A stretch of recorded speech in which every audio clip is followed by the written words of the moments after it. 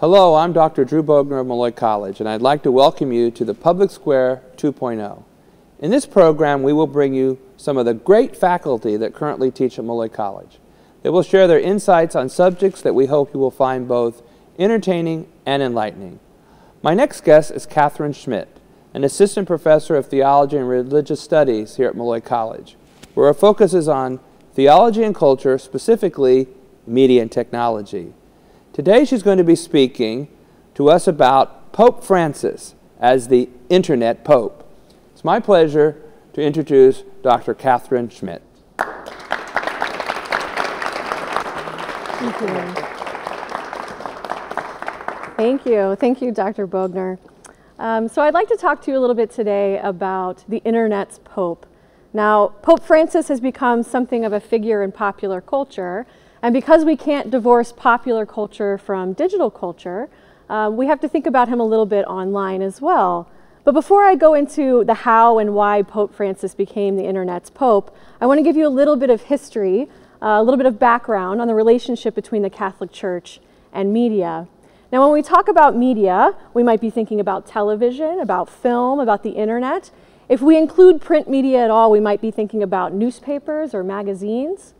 All the way back in 1766, Pope Clement wrote a letter to Catholic pastors where he warned them of what he called the, quote, licentiousness of books.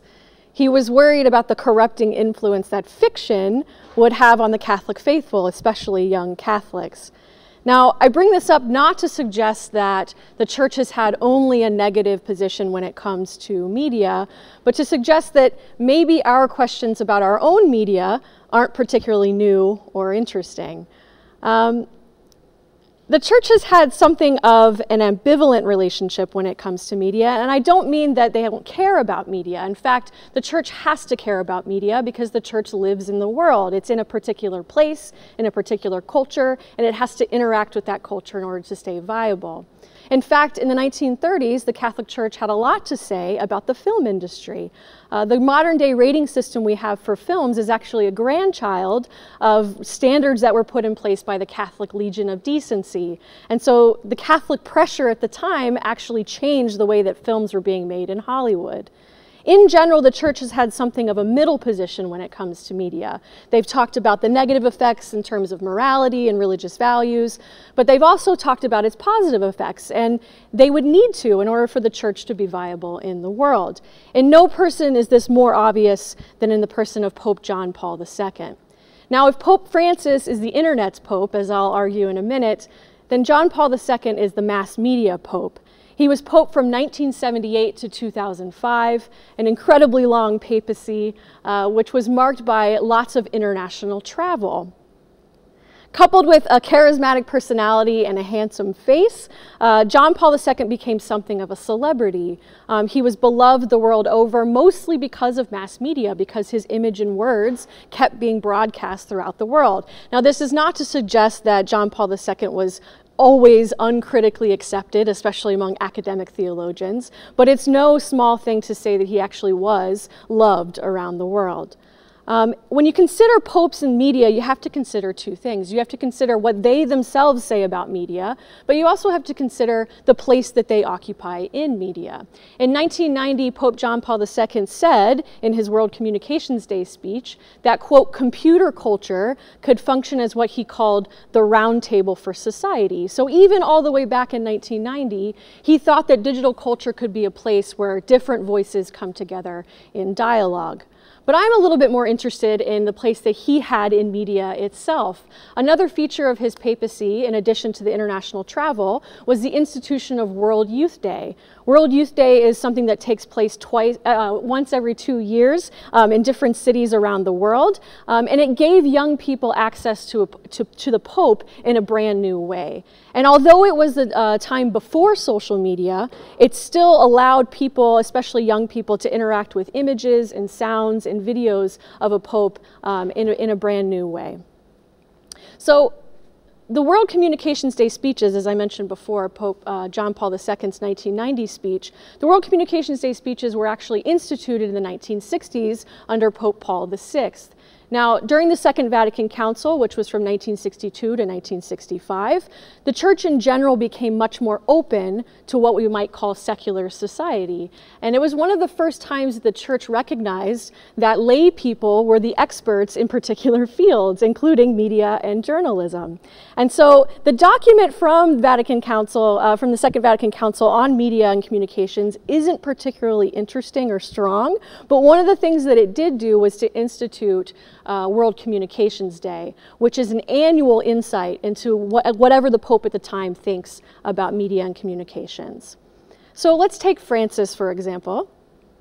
Francis is the Pope of the Internet. He is the Internet's Pope. He is particularly well suited to virtual space. He has a humble demeanor, he's spontaneous, and there's two things that I want to consider, and the second is more interesting than the first. The first thing to consider is the way in which Francis, and really, let's be honest, his PR team and people at the Vatican who are in charge of the social media, the way in which that they have actually used social media to great effect. The second thing that I want to consider is the place of Francis himself in internet culture. So Pope Francis, like I said, when he was elected in 2013, he, from the get-go, presented himself in this humble demeanor that really took a lot of people off guard. During his election, the night of his election in 2013, there were a few things that were remarkable about his name being announced. The first is that he was the first Latin American pope. The second is that he was quite an underdog in terms of all of the speculations about who was actually going to be pope. But the thing that was most interesting to me on the evening of his election was a small moment that went relatively unnoticed. Right before he was announced as the new pope, the person that actually does the announcing is called a proto-deacon. And the proto-deacon was in charge of announcing the name, but he was also in charge of telling people in St. Peter's Square that they were now subject to a blessing because they had been there the night of the election. So too were people listening on the radio. So too were people watching on TV. Now, for the first time in history, the proto-deacon added, and people who are with us by the new means of communication, meaning the internet. So for the first time in the history of the church, here was an acknowledgement on the election of a pope, right? An acknowledgement that grace could actually be present in digital culture. So in addition to the way that we sort of encounter Francis through mass media, his team has also made him pretty popular on social media. A key theme throughout his pontificate has been this idea of encounter. When he's talking about Jesus, when he's talking about poverty, when he's talking about the environment, whatever he's talking about, Francis says we need to encounter one another, we need to encounter God, and we need to encounter one another, we need to encounter God in one another. And as much as he's talking about us encountering one another, really the person that we encounter more often than not is Francis himself. So Francis here has a Twitter account that has 16.5 million followers. He himself only follows 8 other accounts, which are the Twitter accounts in 8 different languages. He also has an Instagram account that has pictures every single day. So I encounter Francis every morning on my Twitter feed, and I encounter him every afternoon on my Instagram account. Now, something that I find really fascinating about these accounts is not just the idea that they exist, because you could argue that anybody who had become pope during this time would have inherited the Twitter account, which was started in 2012, would have opened the Instagram account, which was started in 2015. But I am intrigued by the interaction that Francis gets on these accounts. Often people will comment, usually with an amen or a small prayer directed directly at Francis for Francis's pontificate. And there's an extensive use of the praying hand emojis, the little pictures of like praying hands. And I don't really know what that's about, but I do think it raises new questions about the relationship between the head of the Catholic Church and the people that he's leading, between a shepherd and his flock.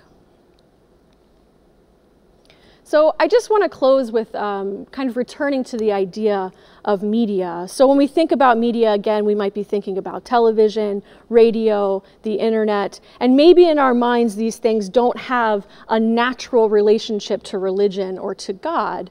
But if we think about media as anything that makes us present to one another, anything that makes us present to God, anything that makes God present to us, then we can see all of the words and symbols and images that we use to connect, to encounter one another. And in that way, I think that media is actually really the heart of religion. Thank you.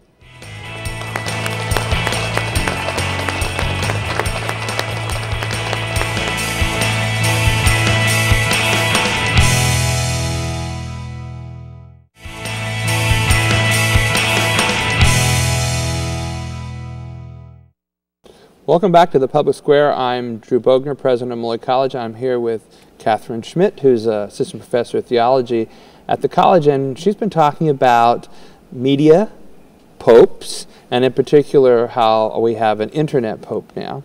So I wanted to just remind you, Katherine, that when I first met you and we were going through the interview, you told me that you were a digital theologian. And I thought, well, that's really kind of unusual. And you told me that when you go to these theological conferences of academics, that all the digital theologians gather in one room, and that you're the only one in the room. Yeah. So it's not a real typical specialty in theology, right? No, it's not. It's changing a little bit. Yes. There are more people who are interested in issues of media and technology, usually from a sort of ethical standpoint. Yeah, sure, absolutely. And a lot of people will have it as a sort of secondary specialty, but in terms of really making it a focus, there are not too many of us. But well, I thought it was really fascinating because, and I really appreciate your presentation earlier, because this idea of the interaction between whatever the media would be at the time has always been for hundreds of years where the church has been, and the church has always been in that realm where they need to interact with a larger population, and they want to respond to things that are happening, and you do it through whatever the media happens to be, whether when radio was new or whatever it might be, right? Film, television, and now we have all the digital media too. Yeah, we tend to assume that our problems are new and special, yes. And in some ways they are. You know, the time goes on and there are new issues that arise, but people are always concerned about communication and how people are connecting to one another, and especially for an institution like the church, they have to care about that, because really that's what it's all about, is connection and communication. Yes. Well, I liked the term you used, encounter. So you were talking about the how going on the social media or Instagram, the Pope's Instagram account, and following him really gives you an encounter with the Pope. You know, many people, I think, would say that, you know, technology dehumanizes our encounters with each other. So I think that was an interesting observation. You want to talk a little bit about that? I do. So first of all, the idea of encounter is something that Francis talks about in almost every public appearance, every speech he gives. Encounters become sort of the theme of his pontificate. And he actually talks about encounter as both a positive and negative when it comes to technology. He says that technology and media have an incredible potential to bring people who you might not usually encounter, right, to bring people into your life. But then he also says, but there are many ways in which it keeps us from true encounter. And so he recognizes that tension, I think. I think that anyone who has had a real friendship or real relationship that has been mediated by technological means can really speak to the human aspect of it. And this is why I want to say that media is much broader than we tend to think, because in my mind, media is a human endeavor. It's not just a 21st century thing. Yes. It's not just a 20th century thing. It's what it means to be human, to always try to find ways to get closer to people, to one another, and from a religious perspective, to get closer to God to the extent that we can. So I think that the idea of being, sort of dehumanizing, or a lot of people would talk about disembodiment, that the body sort of goes away. I think that those are valid concerns, but I think there's also great potential there for real relationship, Yeah, I would agree, and clearly the students we have coming to the college today, absolutely, they've been with digital media since for their whole life. Absolutely. And so for them, they've found a way to balance it. I find that our students have very mature relationships with each other, yeah. Very personal relationships, but they also have relationships with people that they've really never met in person. Right. And very solid, deep relationships about ideas and dreams and so forth. Mm-hmm.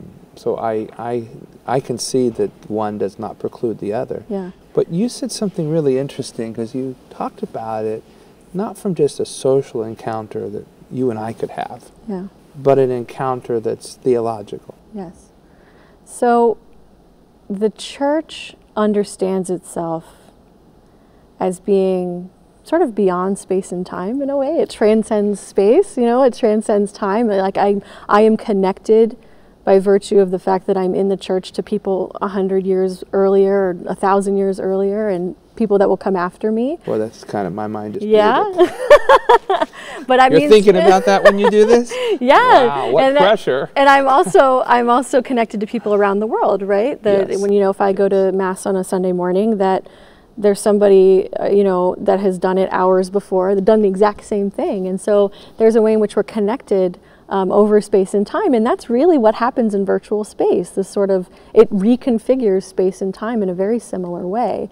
And so I don't think that it's foreign to the way that the church thinks about itself. How does it allow you to be closer to God? Well, if I understand my relationship to God as essential, if I understand my relationship to other people as a crucial part of my relationship to God, anything that brings me into an encounter with another person, even if it's challenging, even if it's brief, then I'm meeting God. Wow. It's a good thing you're teaching theology. That's good, yeah. That was really good. I hope we have that on tape. Well, I understand what you're saying, because we come to know God through our human experience. That's right. And so we come to know God through each other in many ways. We have no other way. Exactly. And I would think today we have such a complex world where we understand that there are a lot of differences among us. In fact, people look at the differences and they they find an affinity group, and they're in a conversation digitally with groups that share similar interests and likes and so forth. Right. So we know there's a lot of distinction and differences, but we also know that we have to find a way through those to see the commonality. Right. And I would say that by acknowledging the potential, I'm not in any way suggesting that this is easy work. I think that anyone who is online in our current political climate can tell you that it's a moment of discernment when you have to ask yourself. I was just talking with students last week about this, when you have to ask yourself, should I keep my social network that includes opinions that are different from mine, or should I make it a sort of comfortable space for me? And I think that there's arguments to be made on both sides, but it's work. It's work to engage in the kind of encounter that I think Francis wants us to engage in. Well, I find that interesting. I know I've had people tell me how they've had relatives who have removed them. Right. Because of a comment that it might not even be a comment they made. It might be something that they posted. Right. Or and so that has to be difficult. It is difficult, and I think that it speaks to, but it is the case also that relationships have always been difficult, and that it's maybe the digital context has made things more visible to us about what's hard about actually being in real relationship with one another, or about being willing to have difficult conversations. But I'm not sure that it's new in its content. It might just be new in its form in terms of relationships. Yes. Certainly new in its form, But as human beings, we've always struggled with how do we handle differences of opinion in affirming ways with each other. You know, in our Dominican tradition, we talk about disputatio, with that idea that we can come together with different opinions and respect each other, and then try to find out where is the best place to be, where is there common ground, where do we want to go together. But that takes a lot of work. And and the disputatio is careful, difficult work. It's not light work. No, it's not simply sharing your opinion and then thinking that that makes it valid in and of itself. Right. To live in community, in any community, is difficult if it's real, if it's a real community. So, so Pope Francis is a shepherd of a very large community. So how does he do that? Well, the first thing to say is that I don't know that he worries about it too much. Okay. I think that he is just himself. And then I think that by luck or providence, however you want to say it, he ended up being Pope at a time where people really responded to a sort of genuine figure in that way. One of the things that's most interesting to me about Francis as the internet's Pope is the way in which my non-Catholic or even non-religious friends respond to him. That has been fascinating to me, because I want to say to them, well, why do you care? You know, like, why do you pay so much attention to Pope Francis? But in a lot of ways, we're seeing him develop a new genre of what it means to be Pope, and a new genre for evangelization, which is to just maybe try to act like Jesus, and people will watch you, you know? That sounds pretty straightforward, doesn't it? It really does. Yeah. So I agree with that, and I find that there is a real fascination and interest among individuals who aren't Catholic with Pope Francis. And I think it's the genuineness behind it. I do agree, because they don't always agree with everything he might say, but they agree with the way in which he says it. And believes it. And as a person who studies media, that's really hugely important, because so much of what he says is in deep continuity with the popes and bishops that came before him. But the way that he says it is so crucially important, and so it really makes you think about the relationship there between form and content. Yeah, I think you're absolutely right about that. And there's good lessons in there for all of us, quite frankly. I know I think about that in a leadership role. It's how you say it and how you act. You know, you're always going to make some mistakes because we're human, but if you are genuine and you operate from a perceived perspective that you really have the good of people in mind, sometimes you might get it wrong, but you're really trying to be genuine and good. I think that makes a big difference. If you ground what you're doing in compassion, I think that people can tell. I agree with you. So what's your favorite Pope Francis story, internet story? So there's so many of them, but recently my favorite one that's pretty recent was he was on a parade route somewhere, and there was a policewoman who was up on a horse, and the horse got spooked and threw her off as he was going by, and he told everyone to stop and went and helped her up. And I think that it's just like moments like that, you know, which are incredibly shareable, right? It's like this short video or a picture. Someone caught that on a video. Of course. Right? Exactly. We can't be anywhere without a video, right? And I think that because these moments happen so often with him, people are kind of looking for them to happen. But at the same time, I think it's an incredibly genuine thing. And it's not a big deal, you know, it's not a landmark thing for someone to be concerned that someone got thrown from a horse, but just the sort of human nature of it was so lovely. I think you just hit on it right there, Katherine, because it's his genuine human nature. Right. And he will stop all the time and interact. And now that since we have the capacity to capture those things, people might have done that in the past, but they weren't captured. But now, if you don't act that way, you will send a different message too. Absolutely, yeah. So I really think we appreciate that about the Pope. Yeah, I think so too. Well, I love the way you approach these topics, and it's so great to have you be with us to talk about the Internet Pope and the importance of media and how that is such an important part of the church. Yeah. So I want to thank our audience for joining us on the Public Square 2.0. I'm Dr. Drew Bogner, and I appreciate you being with us to talk with and share Katherine Schmidt's insights, and I hope you can join us again on another edition. Thank you for being with us.